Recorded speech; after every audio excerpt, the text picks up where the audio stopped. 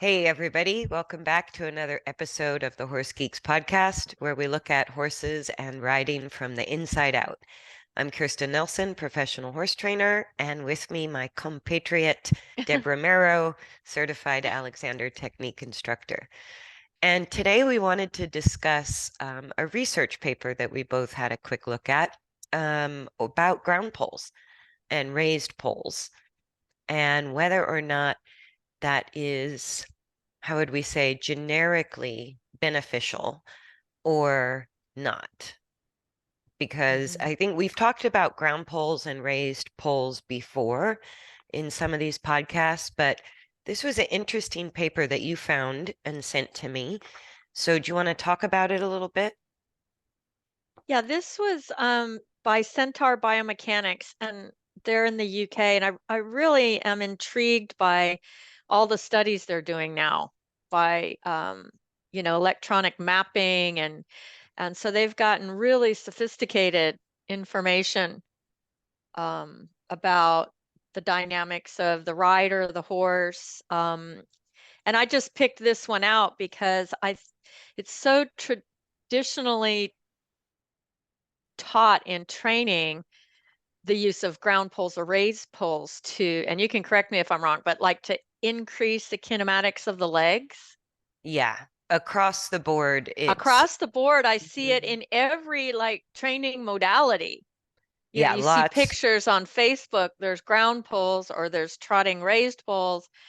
Um, yeah, so I thought, well, let's used find out what they also found out. used with and without a rider.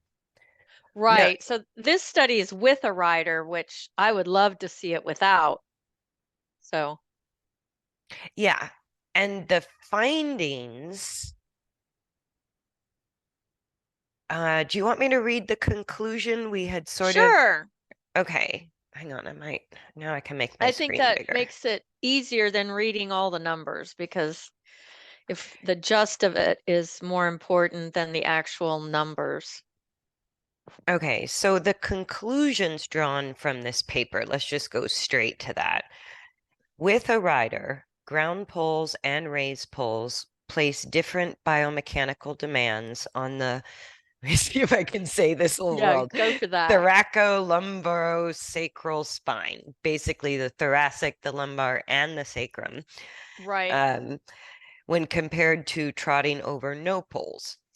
The increased rotational movement of the thoracolumbrosacral spine should be considered when prescribing pole work exercises during training or rehabilitation programs. Further work should determine whether increased movement of the thoracolumbrosacral spine is desirable in strengthening the musculoskeletal system. So what does that mean? What it means is you can't send your horse over ground poles without influencing the use of the spine and the back, in a nutshell, right? Yeah, bingo. And that is because the functions of the spine or the use of the thoracolumbrosacral spine, which is sort of the horse's back, loin, and hindquarters. We're going all the way basically to into the pelvis with that segment of the spine. That increasing what ground poles are meant to do is increase or exaggerate the flexion and extension of the legs. But nobody can see, or even the rider. Like it's interesting they did the study with a rider, and I want to I talk thought so about that. too. Yeah, But a lot of people will use ground poles as part of groundwork or raised poles. right. And what we like as humans is we see the leg joints bend, Mhm. right? We increase the flexion phase of the leg, but not being able to see what's going on with the back.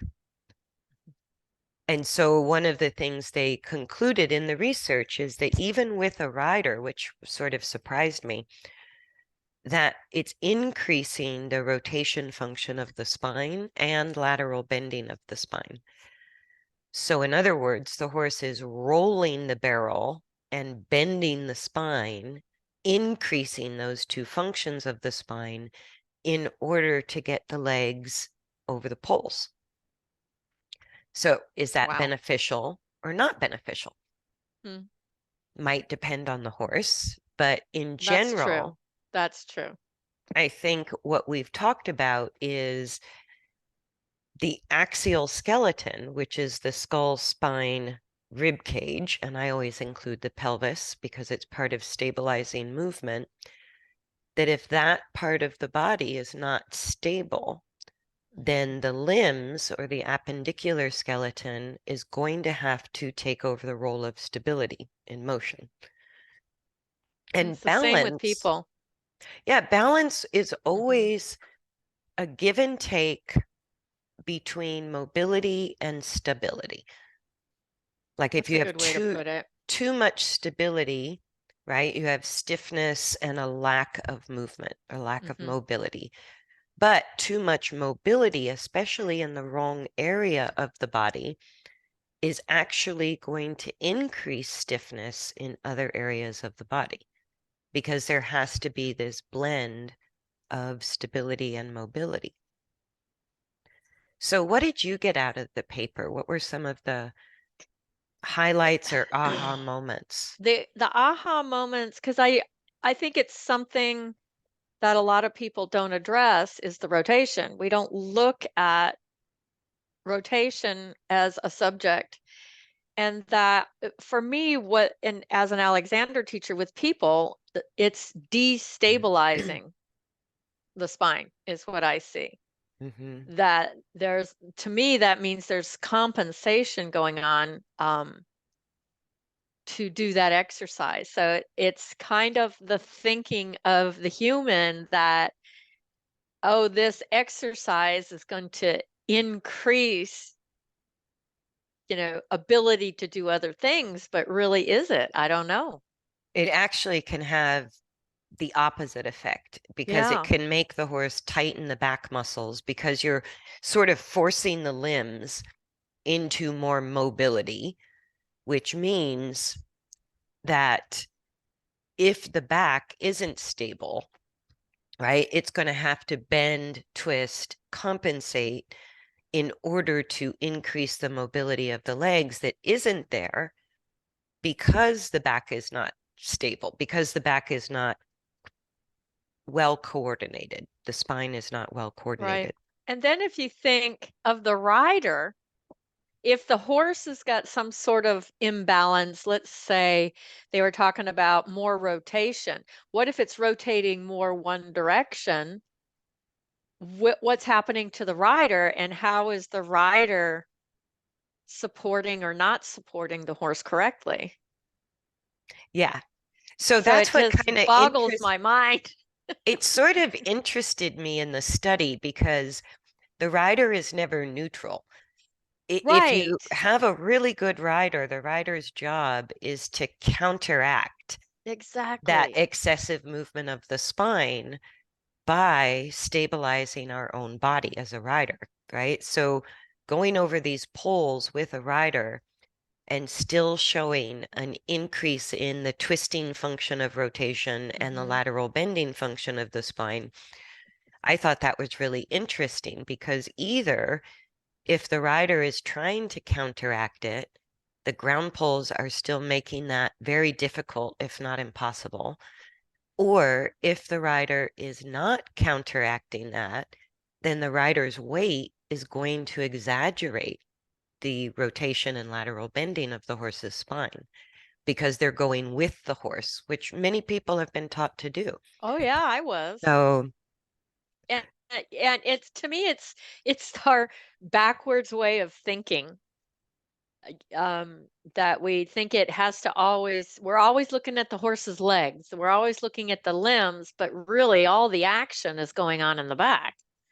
yeah, and that's the part we can't see. And Yeah. it takes a little bit of training even to learn how to feel how the horse is coordinating the spine.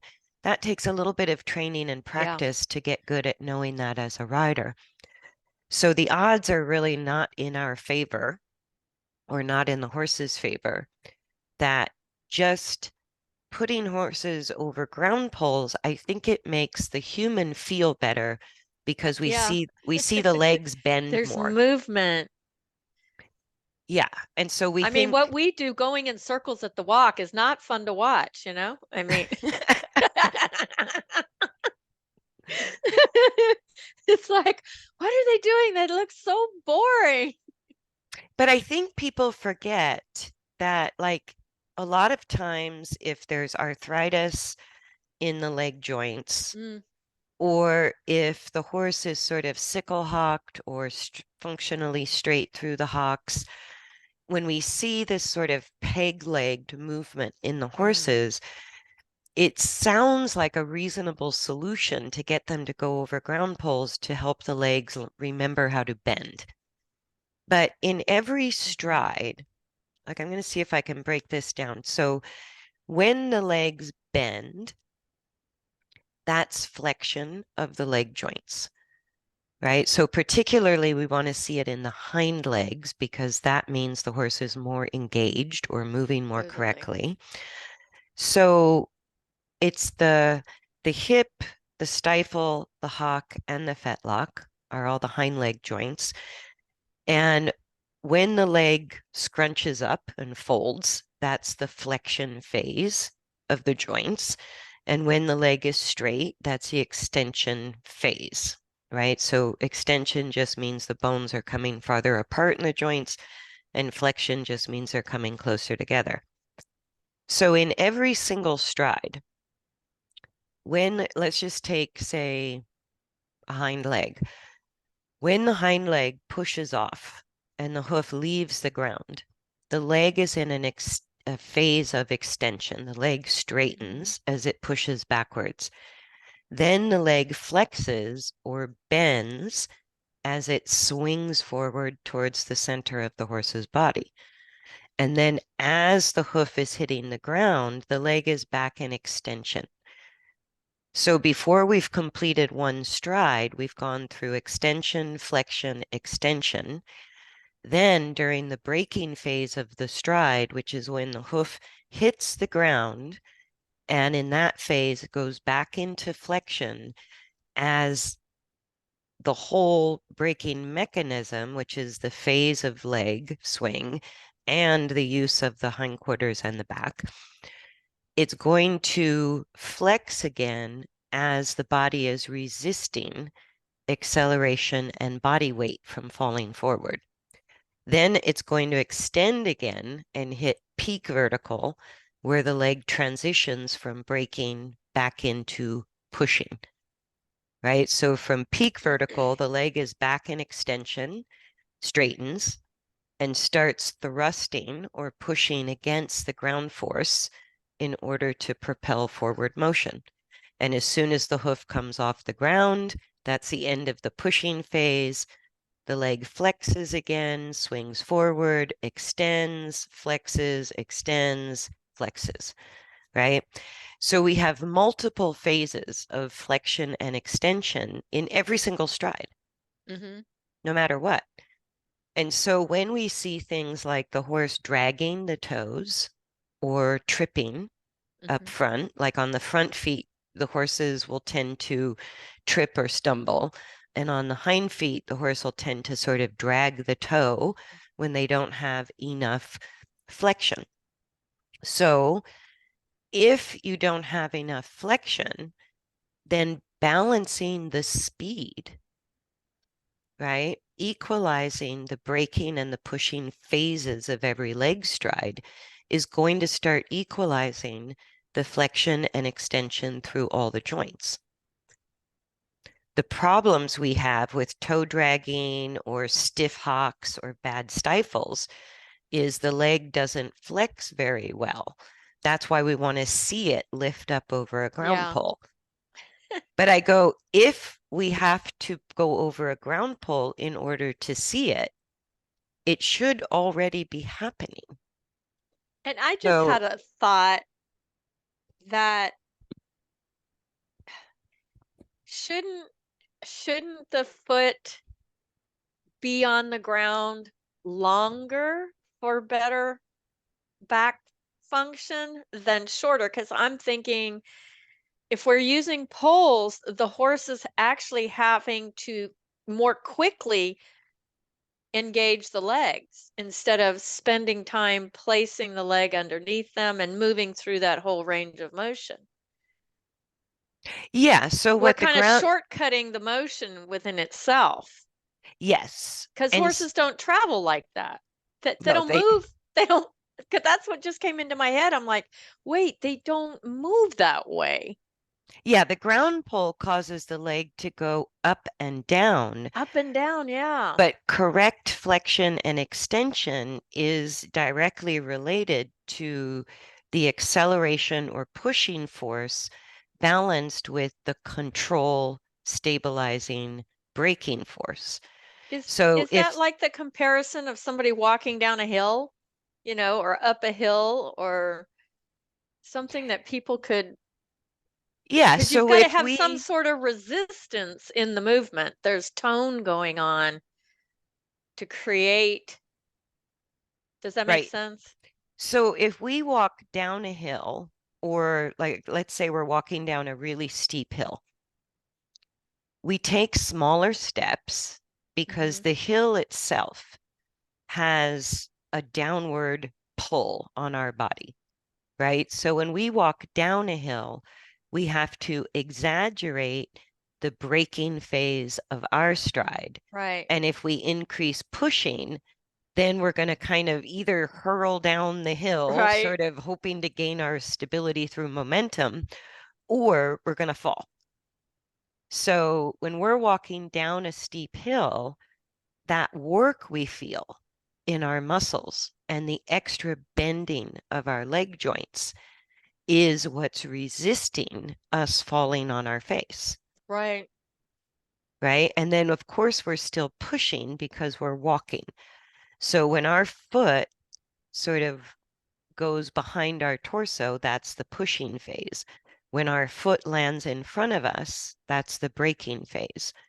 So our two legs do the same thing the horse's legs do, Right. which is one phase of the stride is resisting so we don't fall forward, and the other phase is pushing or creating forward. So it's forward, resist, forward, resist, forward, right? And so if our knees don't work so well or our hips don't bend, Right. forcing us to go down a steeper hill or over, say, ground poles or raised Right. poles, right? We might have to stiffen our back and sort of tilt or bend in order to get those rusty joints to flex more. Right. We would have to compensate just like a horse if our joints were not comfortable already in that flexion and extension, or the bending of the leg and the straightening of the leg. So if the horse just being ridden on flat ground either has really bad brakes, can't slow down, Hmm. or doesn't want to go forward, what we call our lazy horse, all of that's directly related to how they're balancing this sort of thrust forward with stability during the thrust forward, right? So are So we saying, I'm trying to visualize it, the and I could be totally wrong with this, but the braking phase and the pushing phase, one should not be greater than the other. if one exceeds the other, then obviously if the braking exceeds the acceleration, we stop or the body Okay. stops, right? But if the pushing exceeds the braking, if the acceleration, if we have no brakes, right, then we have no control over the forward motion, Right. right? And so that happens in bodies as well as cars. And the braking technically is spelled B-R-A-K-E, just like the brakes in our car. And so in that phase, if our joints, it's just like if you see people with a bad hip or they've had a knee replacement, they tend to waddle a little side to side, Hmm. right, when they move. And that only sort of exacerbates the problem. And True. so if they're already a little bit crooked or stiff because there's knee pain or hip joint pain, then getting them to take higher steps or going up and down stairs isn't necessarily going to help. I just keep getting this visual of if somebody has to do that, they really need a pole to hang on to. And Exactly. horses can't do that. Just it's incredible what we ask them to do. Yeah, so what a horse will do instead is stiffen the back, either bend the spine or rotate the spine. And that's what was sort of measured in this paper is Hmm. yes, that is what happens.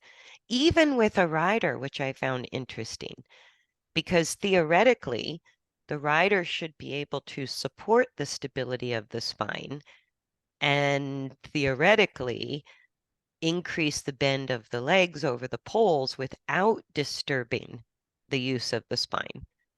But Maybe in in it's not this, been discussed what is correct use of the spine. Maybe that because that's just not addressed. yeah, that could be. Yeah, because maybe we're just by this study, we're just beginning to explore the functions of the back instead of always being focused on the kinematics of the legs. Right. No, Yeah. and the main function of the back that most people know about is lifting the back, which is Yeah. called spinal flexion, right? It's an upward, just like flexion in the legs. It's basically an upward direction of the spine when the lower bones of the spine are coming closer together. Hmm. So most people know about lifting the back, but lateral bending and rotation are two other important functions of the spine, and they're meant to be minimized. So if you look at the design of the spine, each joint of a spine has a very limited range of motion. Each vertebra can move in millimeters compared to a leg joint that can Right. go through a much greater range of motion. So that limited natural range of motion between each of the vertebra tells us this area of the body is meant for stability, not mobility. Right? And even Hmm. throughout the spine, the neck has a lot more mobility than the lumbar and the sacrum. Right. The thoracic has less mobility than the neck, but more mobility than the lumbar, right? So that natural range of motion in those intervertebral joints tells us how it's meant to function. And that's what biomechanics is really about. You study the body, and the structure function principle says each structure is the shape it is with the range of motion it has in the area of the body it's in because it has a specific job. And so when we're trying to increase by just putting our horse over ground poles, we're trying to increase the range of motion through the joints that should have a great range of motion. But why don't they? The reason they That's the don't, question. Yeah. right? Why don't they already is the question. And we have to look deeper because if the spine is more mobile than it should be, if it's not stabilized with the movement of the bones really minimized, right? Reducing rotation, reducing lateral bending, reducing downward Of extension, course. Yeah. and increasing upward flexion. If the spine isn't doing that, then any instability or excessive mobility through the spine itself means the leg joints have to reduce their range of motion. Because if the part that's meant to be stable is too mobile, then Hmm. the body parts that are meant to be mobile have to become stable. And we can attest to that just looking at my two horses. I mean, my little finer things, she is that. She is her whole middle is moving and her legs are stiff and it's like jolting to ride. Yes. She has no stability in her back. I mean, she's getting better, but that's an example. And then my other big mare, she's stiff in her back. Right. So her legs tend to be all over the place. So whether we feel the instability Right. through the midline, which is one of your horses, or we feel a stiffness through the midline, Mm-hmm. either way, both of those qualities tell us that the spine is unstable. It's moving too much. So in the stiff case, that horse's muscles are kicking in along Right. the back in order to try to generate stability muscularly. So not Right. only do the legs get stiff, but the muscles get stiff. And if the horse doesn't have the muscular capacity to do that, then the legs quit flexing and extending. They stay Right. more in extension in order to stabilize through the limbs because the axial skeleton or the midline is not as stable as it should be. And I think those horses, you feel it. I mean, there's a difference in feel. I mean, she is extremely hard, the one that has the rib cage that moves all over the place. It's extremely hard to ride the trot. Yeah, because the joints, when the back and spine are stabilized, to me, that's my primary focus as a trainer. Right. Stabilize all of the spinal functions and increase the flexion gently. Because the reason we want the horse to lift the back or increase flexion is because it provides more stability, Right. right? So if the back is pushing down, it destabilizes the entire body or the entire midline, right? So when our horse is dropping the back, it increases rotation, increases lateral bending, right? Mhm. Disengages the hindquarter and stiffens all the muscles and the limbs so that the body can function. And that's not a conscious choice. That's just what bodies do in order to not fall over. Right. Some body parts have to be stable while other body parts are mobile. And so if that's happening in the wrong area of the body, now if we look at taking an unstable horse, whether it's stiff or wiggly, both of those uses of the back muscles tell us the spine itself is not stable, is not Right. well coordinated and organized and stable.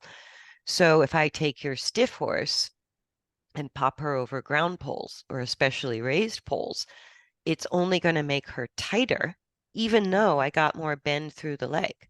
Because as soon as Right. I increase mobility in the legs, right, she has to tighten the muscles more to keep To her back stabilize, because stable. that's all she knows. I mean, that's what she knows. Right. Exactly. Yeah. And the same thing with your bendy horse.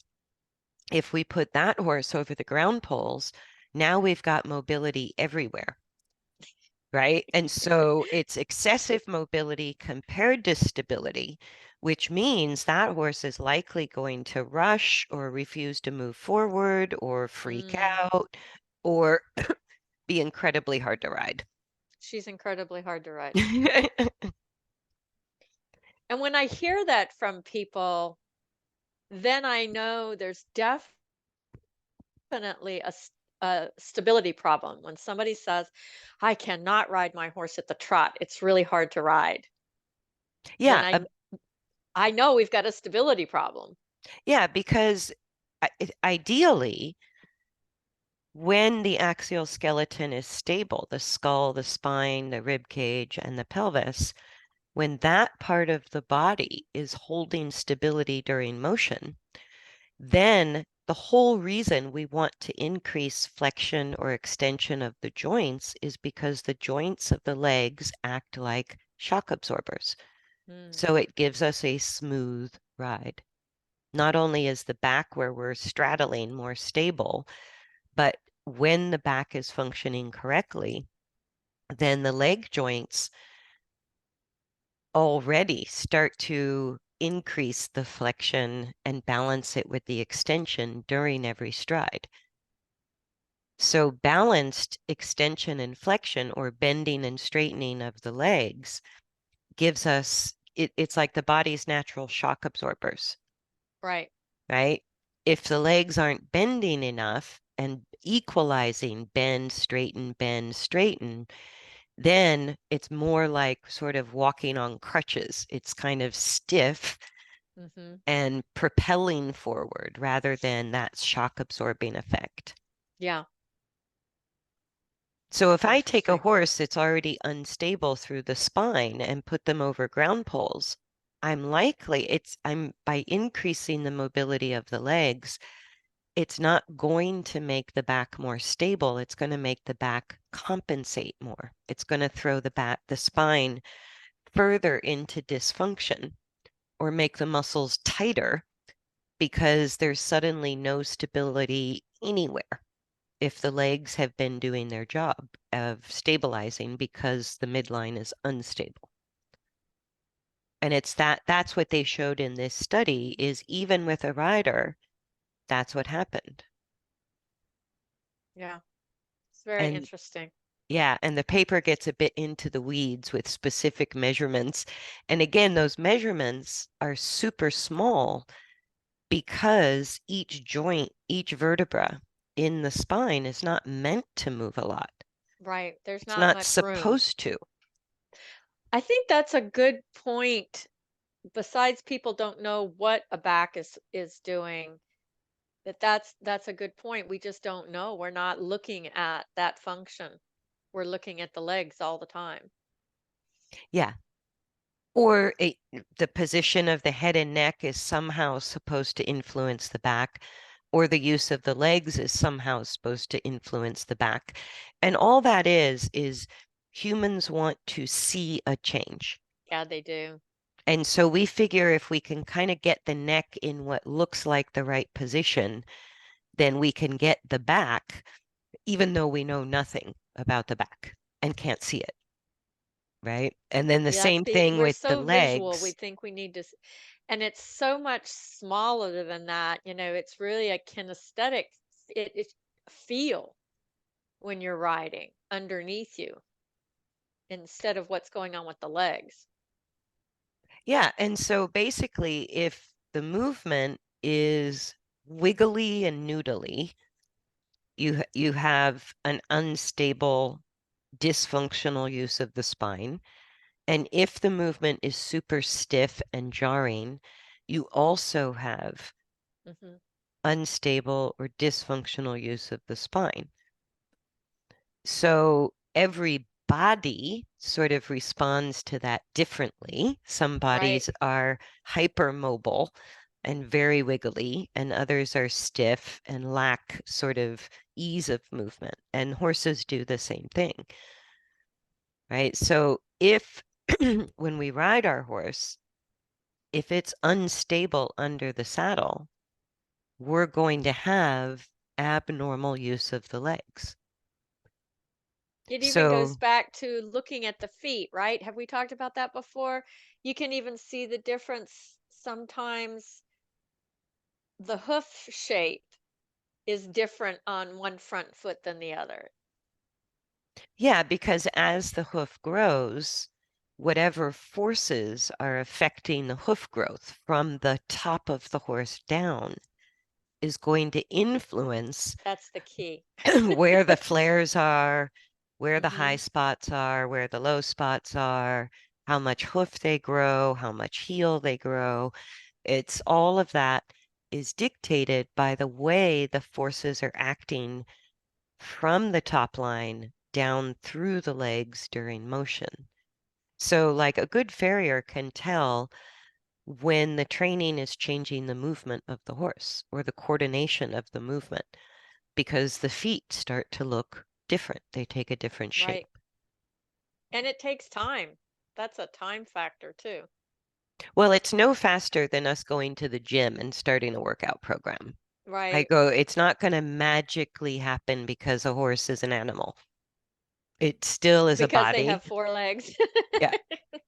And I hear that from people all the time. Oh, I'm out of shape. We hear that all the time. And I'm going to go to the gym and start working out. And I'm like, well, you can still have inappropriate use of your body while you're doing that exercise, is what it boils down to. The same thing with this study is you can still have dysfunction Yeah. I and think, injury, even if you think you're by adding exercise. yeah, and I think that's the importance of this study is Yeah. that somebody took the time to sort of put the um, little They're muscle little, readers and whatever, diodes, they're called right? something and I can't remember what they're Yeah. called. But to sort of measure what's happening in the part we can't see, Yeah. right? That's the important part. And what they found was over ground poles and raised poles compared to no poles, it had a destabilizing effect on the spine. Even with a rider, which I found interesting because theoretically that would be your best case scenario, is that the rider could stabilize the horse's back while going over ground poles and you could gain some benefit. Hmm. But in this study, either the rider didn't know how to do that, which is a learned skill, or even if the rider did that, it didn't protect the horse from becoming It didn't less influence it enough. I mean, enough. sometimes we don't realize, I think when, we're working together that you have to create as much force as the horse is forcing up against you. Yeah, in order to And be stable, it's like getting your sea right, legs. You can't let the wave throw you off take the side of the over. boat. Right. And it Mhm. sometimes is more force than we could ever imagine It can be a lot. for with using our bodies to help the horse stay neutral. We may have to go, to an extreme right side or left side to stabilize that rotation.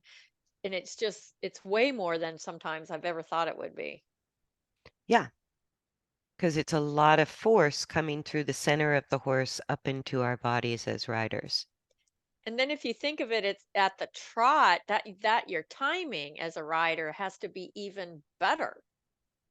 Well, the good news is at the trot, the legs do more of the work and the back does less. Yeah, And I think that's why more horses can find balance easier in trot than they can walk. right. In the walk, the back muscles have to do a lot more work. And in the trot, the tendon ligament system of the legs, along with the leg joints, is actually doing most of the work. That's why the trot's very efficient for To do, horses. yeah, Hmm. interesting. I know we'll have to talk about that sometime. I'll have to find the paper on elastic strain energy. Yeah, But I haven't that's seen one of that the one in a things while. that makes horses very unique as huge prey animals. They can move for long distances at fast speeds, even though they're big because of the design of the legs. And there's no muscle from the No, middle leg joint to not the much. It's hoof. kind of like people, the lower leg and into the foot. It's a lot of ligaments and tendons more than muscles. Yeah, in horses, there's no muscle from what we call the knee on the front legs, which is the carpus, to the hoof, and on the hind legs from the hock to the hoof. It's Yeah, all tendon, ligament, bone, and fascia. yeah, And so it's not muscles that are propelling it necessarily. It's the tendon and ligament system that are connected to muscles up higher. But that tendon ligament system and the balanced flexion extension through the joints of the leg, all of that is working like an apparatus that sort of stretches upon concussion and then hmm, releases the stretch, releases that strain energy, which propels the foot forward. So it takes very little effort to actually move the legs. And that's what interesting. makes horses so efficient. It's very noticeable at trot. That's where we see it the most. Happens at every speed. But in the walk, the horse has to use more muscular effort up higher, the bigger muscles, to Okay, that makes control, sense. yeah, to control the stability of the axial skeleton, the midline. Very So cool. I found it's sort of like what you said. If we have rusty joints, like our joints don't work so well in our knees and hips or ankles or even shoulders, and we go to the gym and we think, well, if I can do 8 to 10 reps on this machine, it's going to restore the function of my joints, which will make me better. And I go, well, like depends on how you do that. Because if you Exactly. end up bending and twisting and contorting the spine because you're trying to find comfort in a restricted joint, then you're probably going to do more damage than good. Yeah, I can just because I used to be a bodybuilder, so I these guys in the gym, just lifting these heavy weights, but they're like arching their back and shortening their neck, and I'm like, oh my goodness, oh my goodness, So humans do it too. It's like, oh, all the time, yeah. all the No, and time. that's what you and Jana talk about is end gaining is Hmm. like if the horse just has to get over the poles, they're going to figure out a way to do it and not fall over. But the Exactly. act, the act of doing that doesn't necessarily have a benefit. There you go. And that's what I loved about this study, and I know that we need to study it further, is that they pretty much in the conclusion just said, we need to study this. They just said increased rotation. They didn't say whether that was good or bad. They don't know. Right. We don't know yet. But it's great that somebody is starting to look at the back and how what we ask the horse to do affects their structure. Absolutely. Even our weight and mass affects their structure. And Exactly. even from the ground, how we're using our whip, our halter, our lead rope, our lunge line, we're influencing their movement constantly. Yeah. And we And don't I people don't take that seriously. They don't understand that how they're using themselves affects their horse even if they're not on them. right. And using the tools and the aids. And Right. so a lot of times, like in nature, horses figure out how to be efficient. If you look at a herd of Mustangs, it's a very efficient horse. We don't really think they're beautiful, but they're highly efficient. They have great Right. feet. They have sort of thick bone structure. They're sort of compact, strong, agile, and can go long distances, no problem. But every day they're moving in search of food and water. They might play a little, they might defend a little from a predator, but mostly it's long periods of relaxed motion that helps a horse learn how to use their body. And it's unencumbered. It's not, Exactly. so if there is a hill or a rock, they're going to find the path of least resistance. They're not going to go straight for the hardest part of a hill or They, straight is that onto. why they do switchbacks? Is that why they build trails switchbacks like this? Because that's Well, easier than going straight up or straight down. yeah, because straight up Yeah. and straight down is going to really tax the joints of the legs and the stability of the torso or the axial skeleton. And that's exactly why we have switchbacks up and down hills, is Right. because it makes that incline and decline more gradual, which is easier to manage. Yeah. Yeah. And so I think of like if my horse is dragging the toes, has hock arthritis, has a catchy stifle, isn't Hmm. doing great with either wanting to go forward or being able to control forward,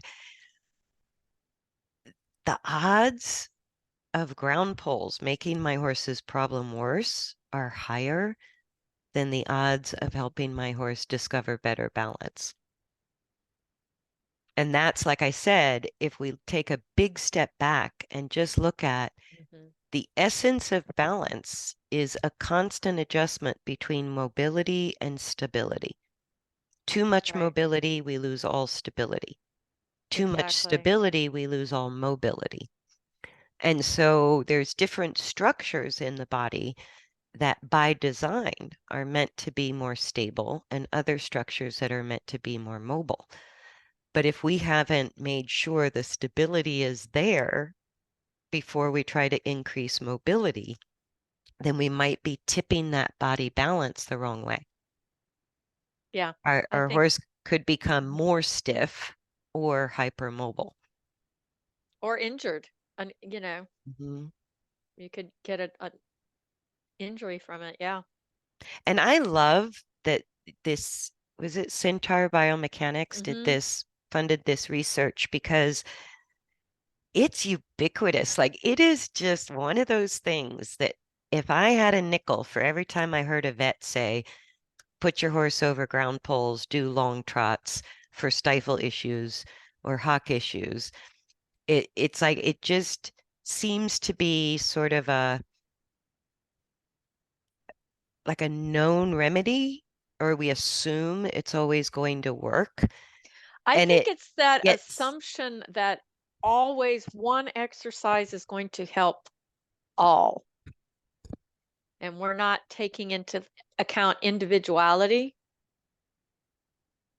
or we're just looking at what we can see rather Yeah, than like in this study, they had to put sensors on the horse's back to know what was going on because we can't see it. we can't see it. No, Yeah. our yeah, our visual isn't gonna. We can feel it If we're trained as a if we're rider to trained to feel it. listen that way. But again, that's a small percentage of riders that are Yeah, trained that way or well versed in what that means. Most of us just have the saddle slide off to one side and get a tighter girth, you know? or think it's the saddle. Or I need a sticky saddle pad because my saddle Yeah, keeps sliding to the left or the right. I go, that's a rotation issue. That's a problem. what yeah, what I tell people is the saddle goes with the horse's movement. So Yeah. if the saddle's hanging off to the left, you've got a horse that's rolling to the right. Rolling to the left. So that would be the They're low rolling, side. yeah, they're Yeah. they're bowing, I guess. Their rib cage is going more out on the right if the saddle. Yes. It So, would be higher on the right and more outward, and on the left, it would be yeah. lower and more inward. And And people that's a people don't think rotation. that way. No, but everybody has that problem. I Yeah, mean, even saddle fitters will flock saddles asymmetrically because it's a chronic habit for certain horses right. to have a fixed rotation issue where they're always crooked. And that is not comfortable, nor is it going to allow the legs to function through a full balanced range of flexion and extension, Well, right? it's just like you said with people, it's a limp or a stiffening Yeah, or in a in waddle. or a waddle. I Yeah, love that. It's a waddle. yeah. And that is because the body's not functioning the way it was meant to. But stability, I gotta say, is a much higher priority for all bodies than anything else. I agree. Because And if I we don't have stability, we literally can't function, right. whether And it's a it horse. goes right to the central nervous system. It's much, it's very sensitive internally to that. That Absolutely, because our yeah, safety depends on it. there's a safety issue, you can take it with humans, aged people, and the fear of falling. I mean, all of that is because of lack of stability. Absolutely. Yeah. And so the horse is not, we've talked about that before. They're going to act out in some way if they're not stable. They're going to have something to say about it. Absolutely. No, pretty much everything we call behavioral problems, it boils down into two categories. Either the horse doesn't feel safe with us, or our horse feels so uncomfortable in the way they are coordinating their body that they just don't want to cooperate because it's so uncomfortable. So Right.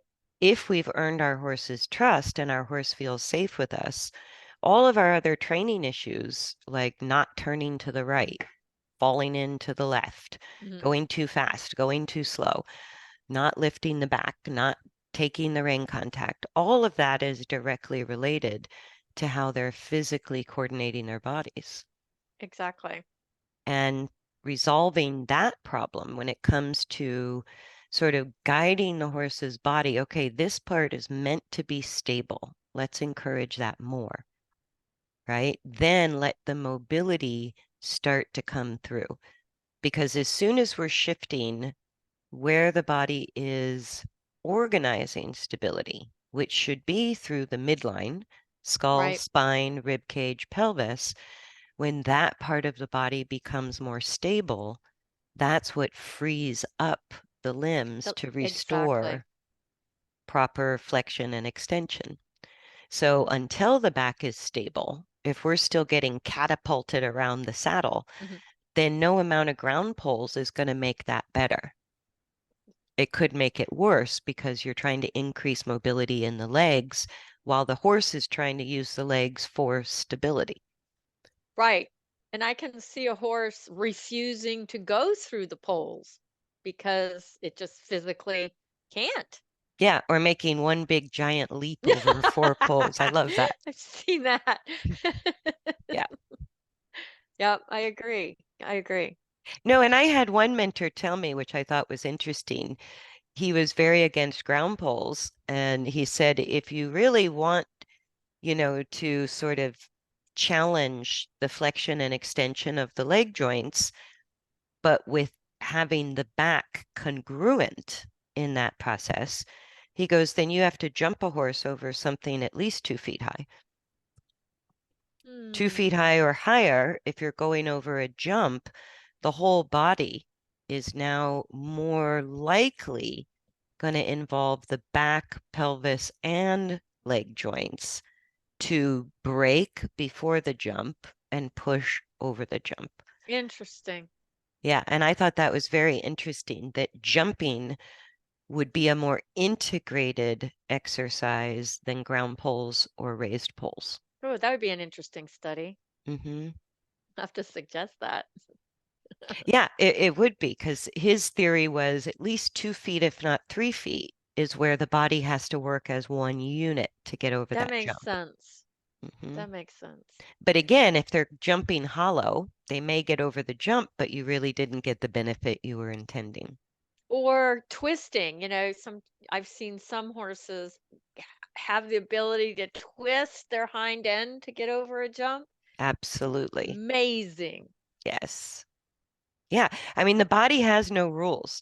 Just like our body, we figure out as we go how to go get that job done.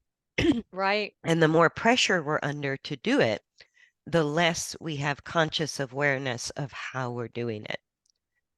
So pushing our horses to go faster, jump bigger, putting pressure on them to do the task Mm. usually will lead to dysfunctional use of the body.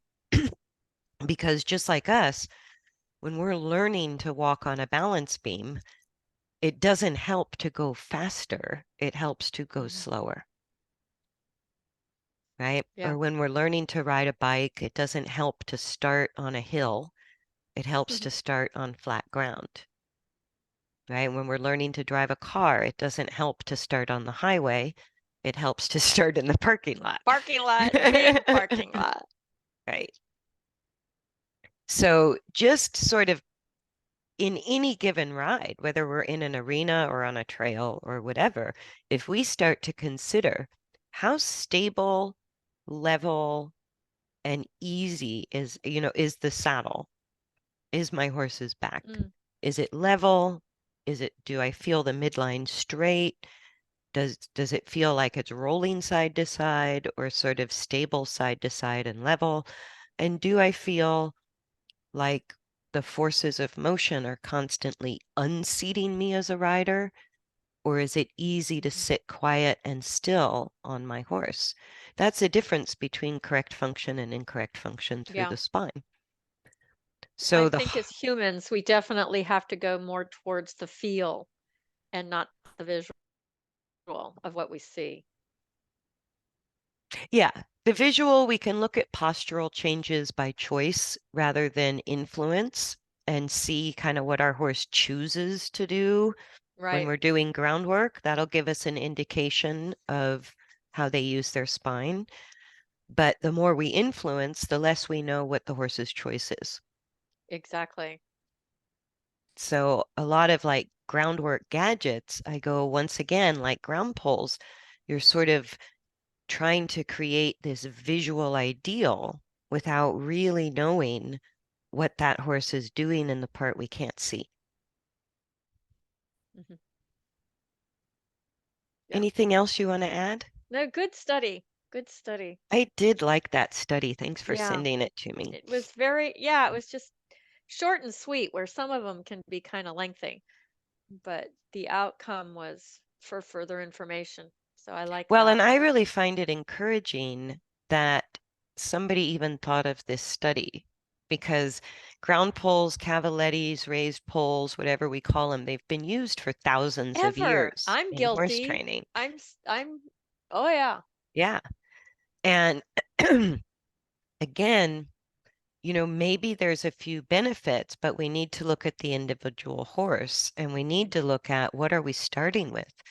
If I have a Yeah. really unstable back, I might not want to do ground poles, right? If I have a super, like you have, a stiff horse and a wiggly horse, Hmm. then putting those horses over ground poles could actually make them compensate either in a more complicated way or just further encourage what they're already doing that's Right. dysfunctional. Right. So thanks for sending that. And I was Sure. really happy to see that it was even a topic of study. I know. I was like, oh, look at this one. I know, because I feel like a heretic when I people do ask too. me about ground poles. I'm like, yeah, I don't use ground poles or raised poles. They're like, what? What? Yep. And then if their vet recommends them, I just stand back and go, okay, have at it. But Yep. And but yeah, this is the beginning. And I know there's another study out there that I'm going to try to get my hands on that was done in the States. But I haven't gotten it yet. So yeah, and see I'll if I try can to find dig it. up some papers on elastic strain energy and Oh, how I'd that love that. works. Yeah, because that's That would pretty be good to know. fascinating. Yeah, it's pretty fascinating. It's unique to horses. It's what makes them very unique movers is that Okay. elastic strain energy through the Sounds legs. good. All right, thanks for joining us, everybody. Please like, share, and subscribe. Spread it around if you like this podcast. We really appreciate it. And let us know if you have any questions. You can Yes, always put questions in the please. comments, and we're always looking for new things to talk about with horses. Yep. Well, it never ends, but It never ends. suggestions are always welcome. Yes. Thanks, guys. Thanks. Goodbye, See everybody. you next time.